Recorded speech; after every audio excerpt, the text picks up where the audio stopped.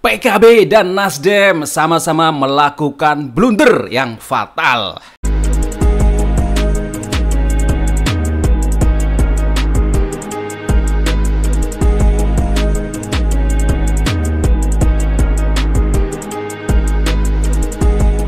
Pasangan yang baru saja dideklarasikan, Anies Baswedan dan juga Muhaimin Iskandar, ya, menjadi capres dan cawapres 2024. Ya, menurut saya ini pasangan yang dipaksakan dan sebenarnya tidak cocok dan banyak menyakiti berbagai pihak.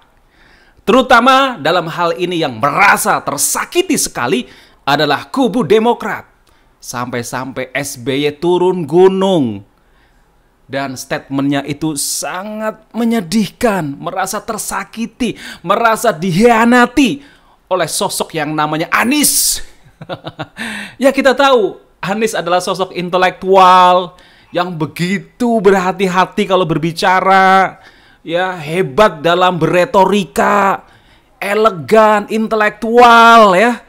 Dianggap orang yang jujur, punya kapasitas, orang yang berpendidikan. Tetapi nyatanya dianggap SBY sebagai orang yang tidak bisa dipercaya, orang yang tidak jujur, orang yang tidak amanah. Dan SBY mengatakan masih bisa bersyukur karena jauh-jauh hari sudah berpisah dengan Anies Baswedan. Beliau tidak bisa membayangkan kalau Anies benar-benar jadi pemimpin, jadi presiden. Sekarang saja sudah jadi tanda kutip penipu, ya, pembohong, pengkhianat. Apalagi kalau sudah memimpin rakyat Indonesia yang sedemikian banyak. Itulah statement dari SBY yang begitu mengharukan dan bikin prihatin, bikin terenyuh begitu, ya. Oke, itu dari sisi Demokrat yang saat ini merasa tersakiti dan sekarang sedang menyerang kubu Anies dan juga Surya Paloh atau Nasdem. Dan tentu saja ini akan berakibat pada elektoral.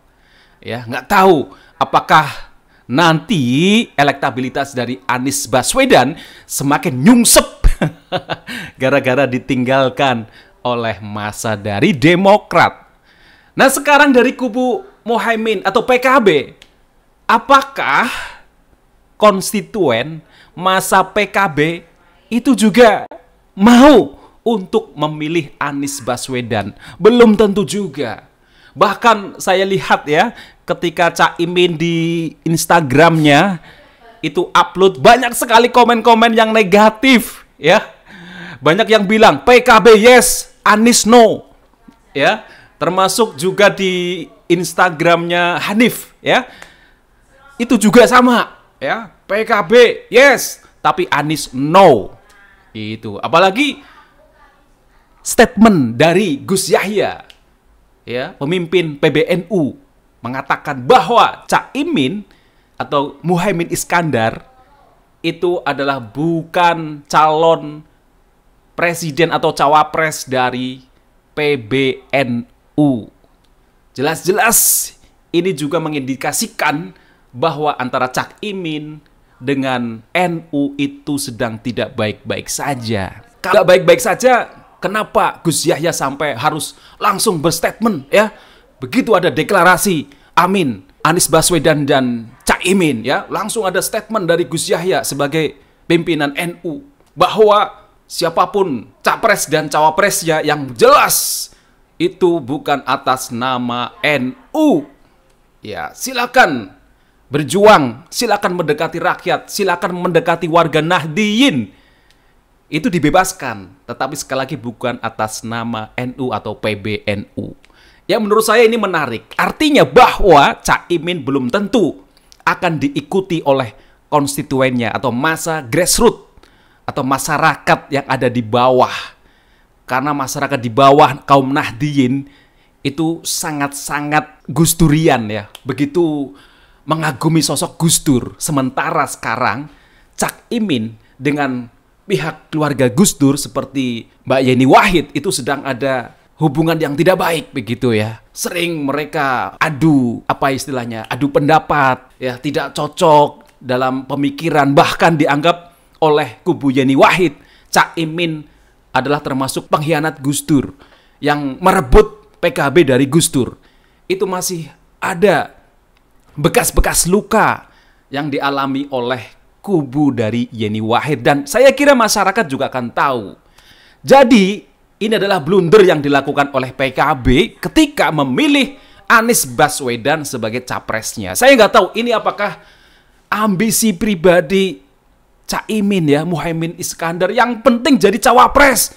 Karena dari dulu, dari tahun-tahun sebelumnya, dari pemilu sebelumnya sulit sekali untuk jadi capres atau cawapres. Hanya sekedar terpampang di baliho-baliho besar gitu ya. Tetapi nggak ada capres yang meminang, termasuk Prabowo Subianto dari awal ya. Meskipun sudah lama, 1 tahun lebih koalisi Gerindra dan PKB, belum juga diumumkan cawapres dari Prabowo dan Muhaimin memang bertepuk sebelah tangan. Ya, makanya ketika Anies Baswedan atau Surya Paloh menawarkan kepada Cak Imin untuk jadi cawapres, langsung mau. Ya, sangat pragmatis, sangat oportunis. Yang penting namanya tertera di kartu suara. Ya, tapi siap kalah saya kira ya. Apalagi sekarang survei-survei elektabilitas Cak Imin masih di bawah 1, 0, sekian persen. Dan sementara AHY sebenarnya sudah mulai naik nih ya elektabilitasnya.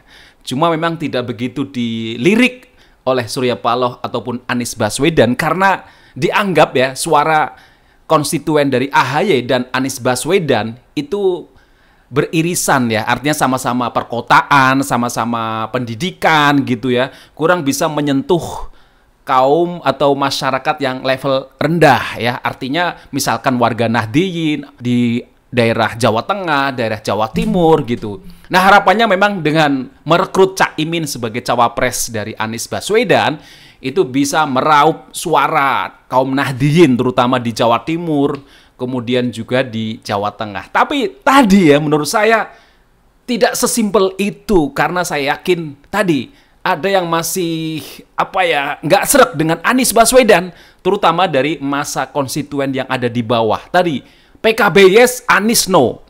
Nah, apalagi nih di dalamnya ya di koalisi perubahan ini ada PKS. PKS dengan PKB itu nggak akur ya. Maksudnya secara ideologis, secara garis perjuangan partai itu sangat berbeda. Saya yakin ini banyak banyak ketidakcocokannya. Termasuk kemarin kan, kenapa PKS nggak datang ketika deklarasi di Surabaya? Ya salah satunya nggak cocok, nggak setuju dengan PKB dianggap tidak prosedural. Ya mungkin bahasa kasarnya ya PKB itu kayak nggak tahu etika gitu ya. Tahu nyelonong gitu, tahu-tahu deklarasi di Surabaya dan kenapa Anies dan Surya Paloh manut saja ya, ikut saja. Makanya PKS mending nggak usah ikut di deklarasi, bahkan atribut-atributnya juga nggak ada, bendera-bendera nggak ada. Ya, meskipun ada statement dari petinggi PKS tetap mendukung Anies Baswedan, tapi masih pikir-pikir dengan kehadiran Cak Imin. Ya karena itu, secara prinsip garis perjuangan partai itu berbeda, apalagi di tingkat bawah.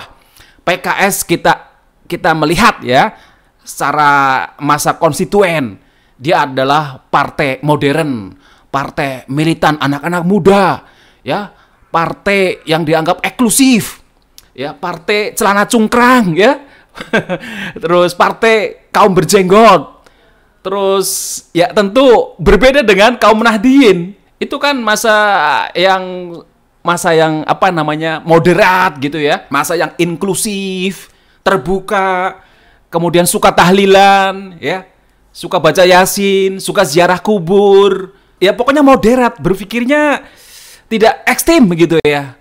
Nah, ini menurut saya akan terjadi ketidakcocokan ke depan jika koalisi ini itu ada namanya PKB dan PKS karena sangat berbeda secara ideologis maupun garis perjuangan partai selama ini, apalagi di masa grassroots ya, di tingkat level bawah.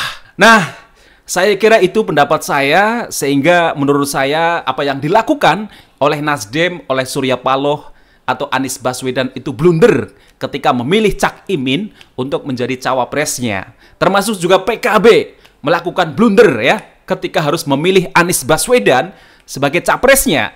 Karena sekali lagi ada batasan psikologis dan ideologis ya ketika harus memilih Anies. Kita tahu Anies identik dengan politik identitas. Di sana dulu ada FPI ya.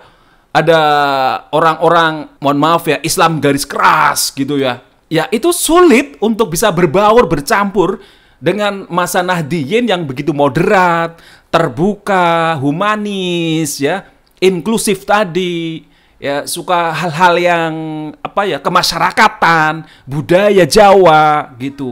Dan itu saya kira menjadi blunder bagi PKB, bagi Cak Imin, ya, untuk memilih Anies Baswedan. Ini hanya sekedar pragmatisme, hanya ingin namanya ada di kartu suara besok jadi cawapres.